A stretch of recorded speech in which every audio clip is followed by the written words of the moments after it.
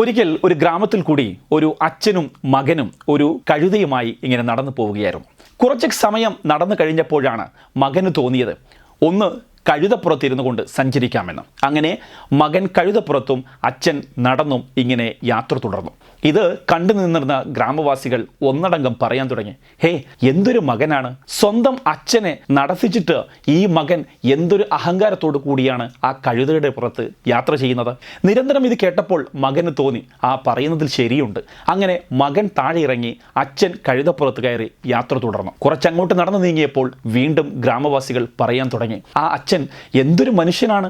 സ്വന്തം മകനെ ഇങ്ങനെ വെയിലത്ത് കഷ്ടപ്പെട്ട് നടത്തി അദ്ദേഹം ആ കഴുതപ്പുറത്തിരുന്ന് സുഖിച്ചു പോവുകയാണ്. ഇദ്ദേഹമൊക്കെ ഒരു അച്ഛനാണോ എന്ന്. ഇതൊക്കെ കേട്ടപ്പോൾ അച്ഛനും തോന്നി പറയുന്നത് ശരിയാണ് എന്ന്.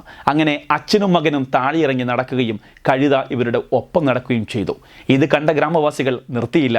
അവർ വീണ്ടും പറഞ്ഞു, എന്തു മണ്ടന്മാരാണ്! ഒരു കഴുത ഇങ്ങനെ സഞ്ചരിക്കുമ്പോൾ അച്ഛനും മകനും എന്തിനാണ് വെറുതെ റോഡിൽ കൂടി നടക്കുന്നത്?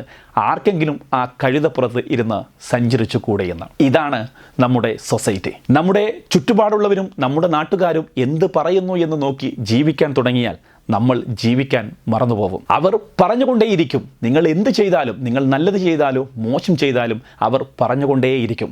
അവരെ മൈൻഡ് ചെയ്യാതെ നിങ്ങളുടെ ജീവിത ലക്ഷ്യവുമായി, നിങ്ങളുടെ ജീവിതവുമായി, നിങ്ങളുടെ ആഗ്രഹവുമായി മുന്നോട്ട് പോവുക.